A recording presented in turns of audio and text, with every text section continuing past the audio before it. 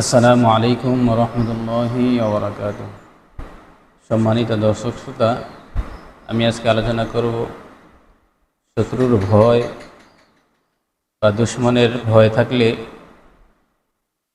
কোন দোয়া পড়বে, যেই দোয়ার উসিলে আল্লাহ রাব্বুল আলামিন আমাকে আপনাকে শত্রুর শত্রুতামি থেকে, দুশ্মনের দুশ্মনী থেকে, খারাপির খারাপি থেকে আল্লাহ রাব্বুল আলামিন আমাদেরকে হেফাজত করবেন।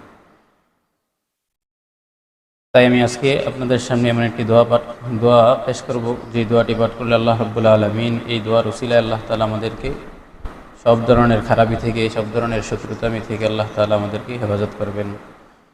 হযরত আবু মুসা রাদিয়াল্লাহু তাআলা আনহু থেকে বর্ণিত, রাসূল সাল্লাল্লাহু আলাইহি ওয়াসাল্লাম বলেন, যখন কোনো সম্প্রদায়ের ভয় থাকবে, কোনো শত্রু দলের ভয় থাকবে, কোনো দুশ্মনের ভয় অন্তরের মধ্যে থাকবে, তখন কোনো ব্যক্তি যদি এই দোয়াটা পড়ে, আল্লাহুম্মা ইন্না নাজআলুকা ফি নুহুরিহিম ওয়া নাউযু বিকা মিন শুরুরিহিম, এই দোয়ার উসিলায় আল্লাহ রাব্বুল আলামিন শত্রু দলের শত্রুতামি থেকে, দুশ্মনের দুশ্মনী থেকে আল্লাহ রাব্বুল আলামিন আমাদেরকে হেফাজত করবেন।